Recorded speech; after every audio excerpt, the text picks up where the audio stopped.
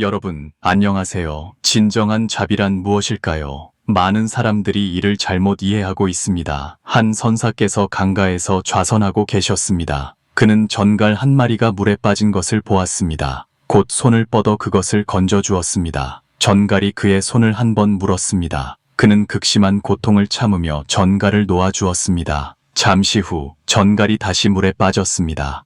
그는 다시 손을 뻗어 건져 주었습니다. 전갈이 또 그를 물었습니다. 그는 다시 고통을 참고 놓아주었습니다. 이렇게 서너 번을 반복했습니다. 옆에 서 있던 사람이 그에게 물었습니다. 선사님, 아프지 않으십니까? 그는 대답했습니다. 아픕니다. 그 사람이 다시 물었습니다. 그런데 왜 계속 구해주시는 겁니까? 선사께서 말씀하셨습니다. 사람을 무는 것은 전갈의 본성이고 자비는 저의 본성입니다. 말을 마친 후 그는 계속해서 좌선했습니다. 하지만 이야기는 여기서 끝나지 않았습니다. 잠시 후 전갈이 또다시 물에 빠졌습니다. 이때 한 지혜로운 이가 지나가다가 나뭇가지를 이용해 전갈을 건져 주었습니다. 선사께서는 이를 보고 문득 무언가를 깨달았습니다. 지혜로운 이가 선사께 말했습니다. 자비는 좋은 것입니다. 하지만 먼저 자기 자신에게 자비로워야 합니다.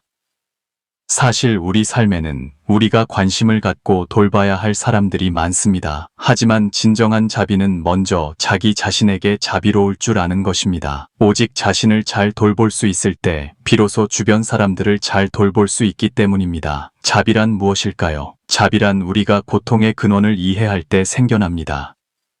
삶의 여러 단계에서 각 사람의 행동과 삶의 방식 뒤에 있는 이유를 이해하는 것입니다. 우리 각자가 생명과 인과의 운행 법칙에 따라 살아가고 행동하고 있음을 이해하는 것입니다. 인간으로 산다는 것은 삶의 과제들을 짊어져야 한다는 것을 이해하고 거기서부터 통찰, 평등, 내려놓음, 그리고 지혜가 생겨나는 것입니다. 선이란 사리 사욕 없이 행해질 때 악이 되지 않는 선입니다. 우리는 모두 선함의 반대편에 악이 있다는 것을 압니다. 하지만 자비의 반대를 찾기는 어렵습니다.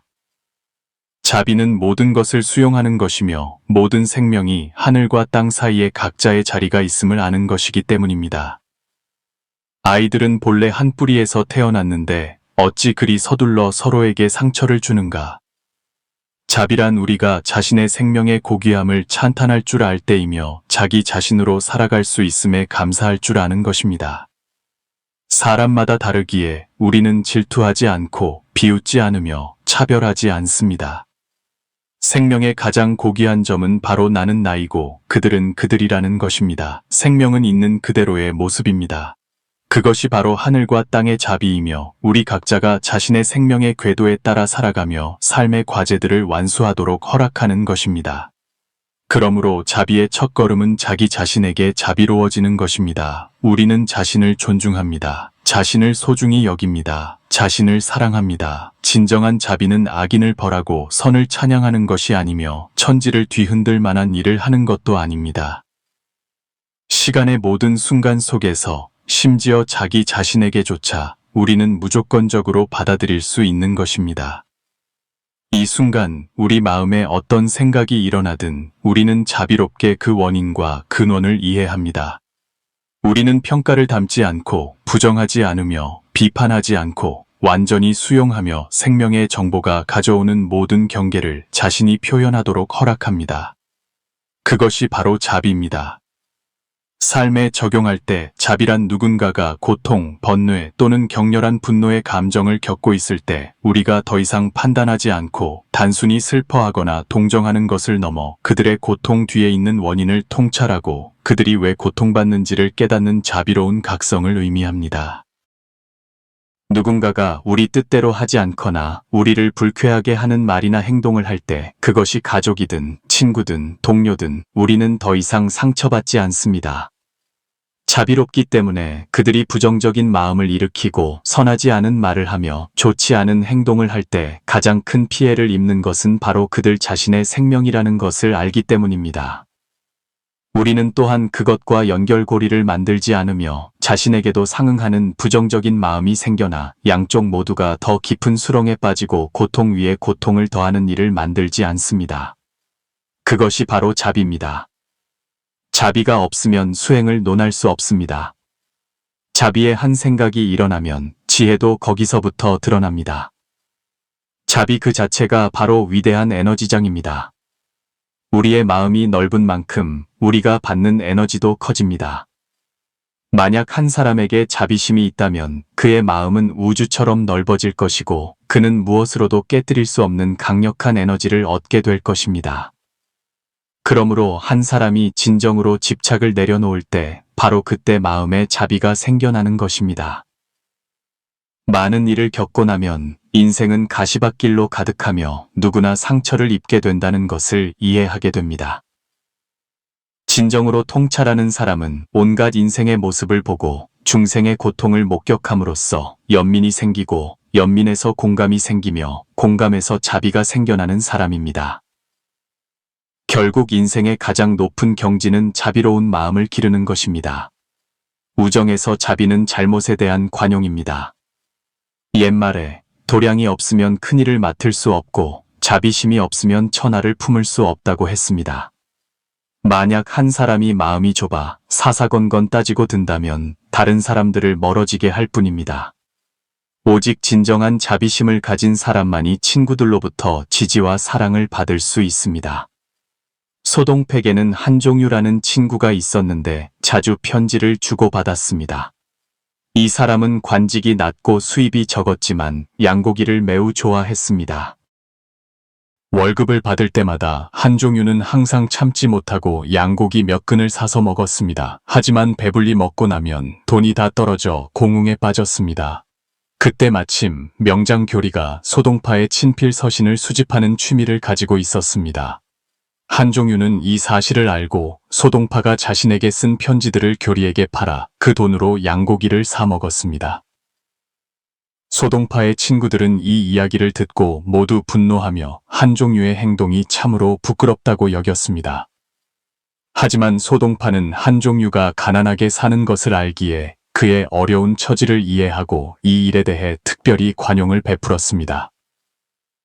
한종유가 다시 편지를 보내왔을 때 소동파는 단지 부드럽고 유머러스하게 거절했습니다.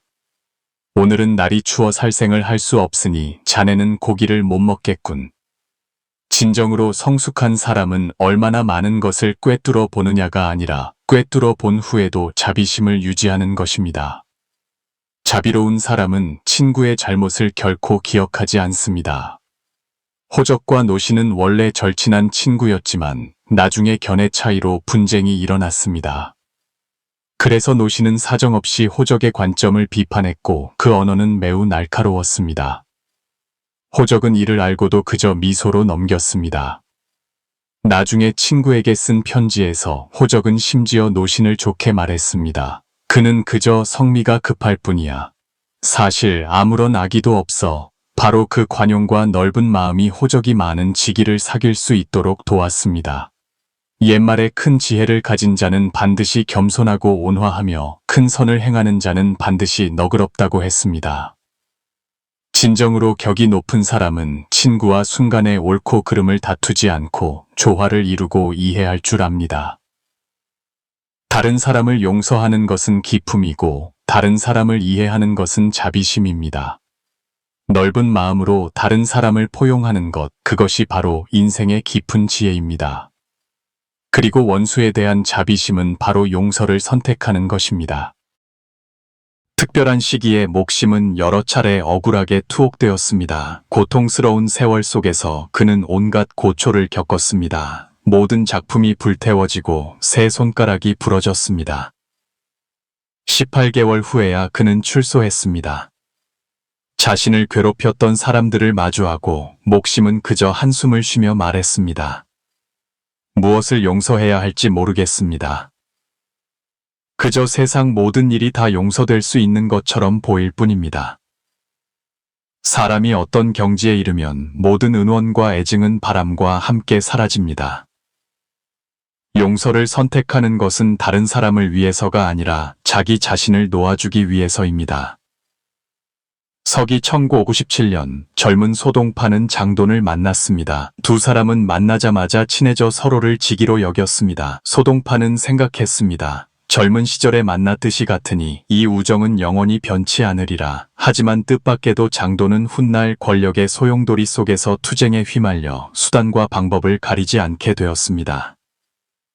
그가 계속 승진하여 재상의 자리에 올랐을 때 그가 가장 먼저 한 일은 옛 친구 소동파를 숙청하는 것이었습니다. 그는 먼저 소동파를 질병이 만연한 황량한 땅 해주로 유배 보냈고 이어서 인적이 드문 황량한 해남도로 좌천시켰습니다. 온갖 시련으로 가득한 길 위에서 소동파는 가족과 멀리 떨어져 하늘과 땅 끝까지 가야 했고 건강도 심각하게 나빠졌습니다.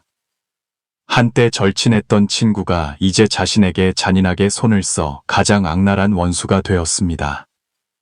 주변 사람들조차 그를 깊이 원망할 정도였습니다. 하지만 소동파는 말했습니다. 그는 이 재상과 40년 이상 교류해 왔으며 그들 사이에 어떤 풍파가 있었든 우정은 더하지도 덜하지도 않았다고. 지난날의 은원과 애증은 소동팩에 있어 이제 바람과 구름처럼 사라졌습니다. 사랑이든 미움이든 그의 마음속에 어떤 흔적도 남기지 않았습니다. 사람이 어느 정도 나이가 들면 누구를 만나든 모두 운명에 정해져 있다는 것을 이해하게 됩니다.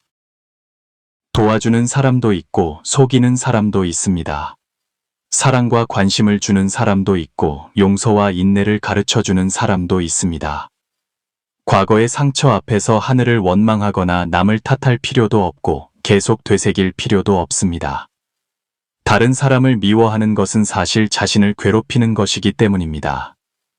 고통 속에서 과거를 가라앉게 하고 사랑과 미움이 흘러가게 두십시오. 당신이 더 이상 원한을 품지 않을 때 모든 것이 진정으로 끝납니다. 세상에 대한 자비심은 선량한 마음을 지키는 것입니다. 소동파의 긴 인생에서 선량함은 관통하는 키워드였습니다. 서기 1077년 소동파가 막 서주에 부임했을 때 그곳에 갑자기 폭우가 계속되었습니다. 얼마 지나지 않아 성 외곽 지역이 홍수로 넘쳐났습니다. 어디를 보아도 망망대해였습니다. 백성들의 안위를 위해 소동파는 밤낮을 가리지 않고 병사들을 이끌고 홍수와 싸웠습니다. 거의 2달 동안 계속된 싸움 끝에 마침내 서주성을 위험에서 구해냈습니다. 항저우에 도착했을 때 그곳은 이전에 홍수를 겪었고 또다시 가뭄이 닥쳤습니다. 백성들은 식량이 부족했고 쌀값은 폭등했습니다. 생활은 극도로 어려웠습니다. 소동파는 조정에 경비를 요청하는 동시에 제방을 쌓아 물을 막고 논을 만들어 벼를 심게 했습니다. 마침내 도시의 수천 년 된 홍수 문제를 해결했습니다. 그의 일생 동안 득실과 영욕의 부침을 겪으면서도 그는 항상 백성들을 걱정했고 자신이 다스리는 지역에 복지를 가져다 주었습니다. 길가에서 굶어 죽는 아이들을 보았을 때 그는 가슴 아파하며 눈물을 흘리며 그들을 묻어주었습니다. 가난한 선비들을 만났을 때 그는 연민을 느껴 돈으로 다른 사람들을 도왔습니다. 속담에 이르기를 남을 사랑하면 남도 나를 사랑하고 남에게 복종하면 남도 나에게 복종한다고 했습니다. 소동파의 선행은 또한 그에게 복을 가져다 주었습니다. 황량한 땅으로 유배되었을 때 항상 백성들이 그에게 소박한 차 한 잔을 가져다 주었습니다. 그가 정치적 풍패에 휩싸였을 때 항상 그를 위험에서 구하려는 사람들이 있었습니다.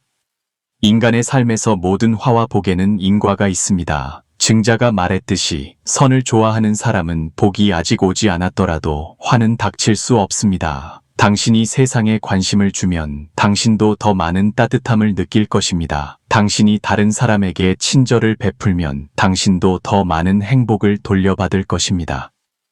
모든 친절은 순환하는 공기처럼 결국 당신에게 돌아옵니다. 선량한 마음을 지키고 선행을 하는 것이 바로 자신을 가장 잘 대하는 방법입니다.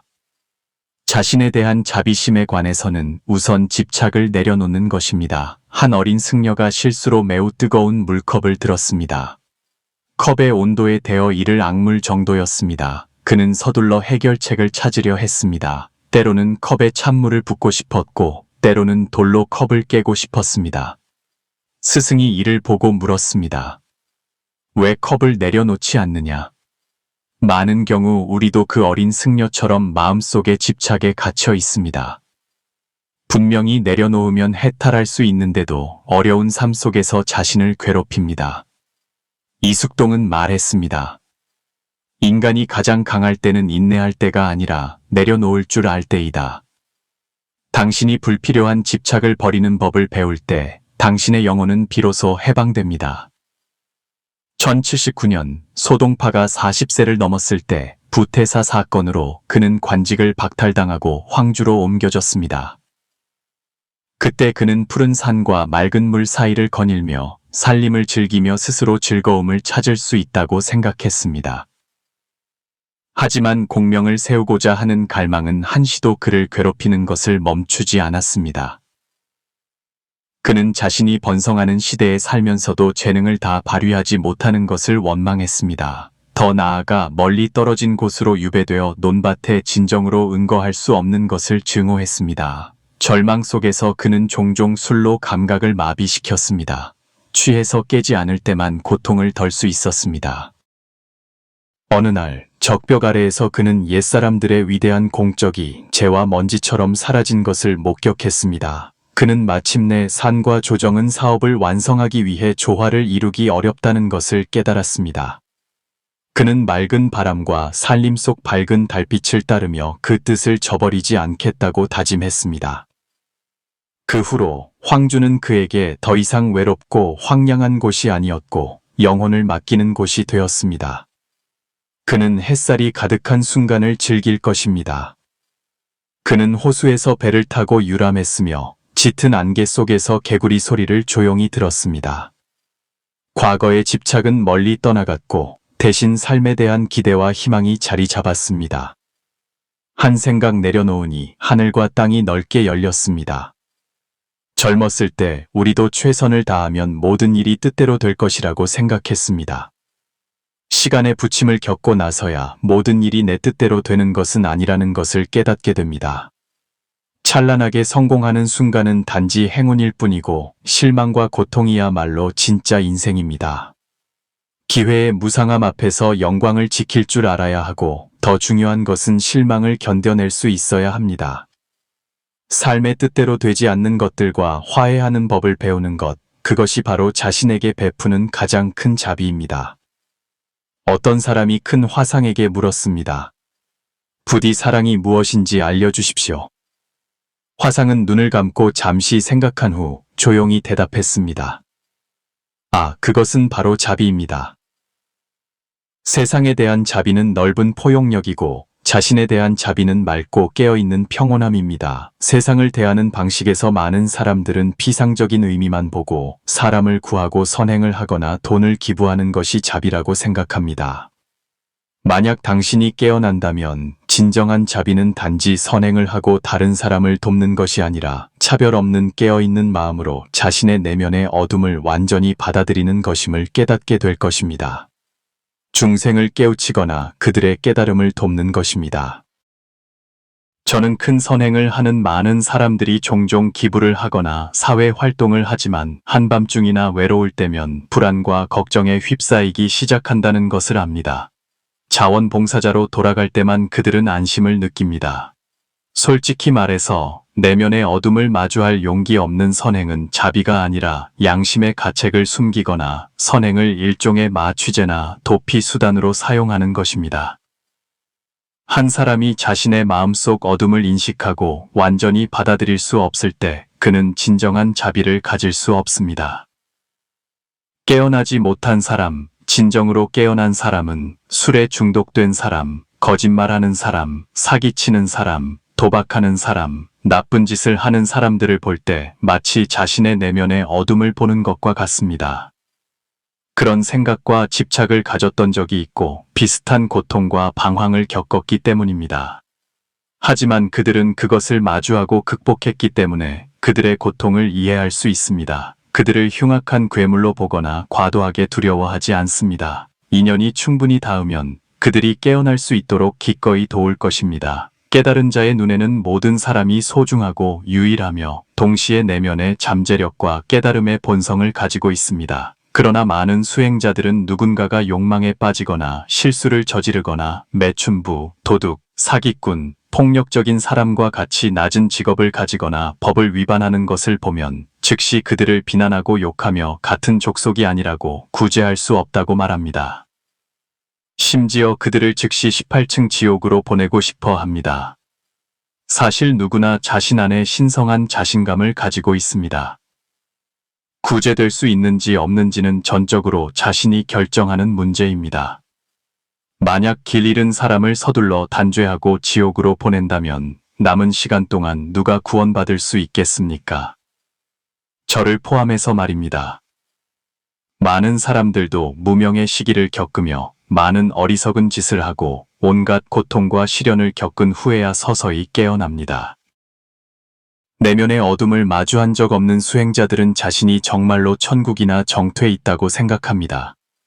하지만 저는 그들의 천국과 정토는 단지 만들어진 풍경일 뿐일 수 있다고 생각합니다. 그들이 내세우는 자비 또한 내면의 어둠을 억누른 후에 나타나는 환상일 수 있습니다. 인연이 있는 분들께서 끝까지 시청해 주셔서 감사합니다. 오늘 영상이 도움이 되셨다면 저를 응원하기 위해 좋아요를 눌러주시고 자비로운 마음으로 함께한다는 댓글을 남겨주세요. 당신이 자비로운 마음을 기르시길 바랍니다. 평생 부유하고 귀하게 살고 싶지만 아직 채널을 구독하지 않으셨다면 오른쪽에 구독 버튼을 눌러 저희와 더 깊이 연결되십시오. 이 선량한 지식을 널리 공유해 주십시오. 공덕이 무량합니다.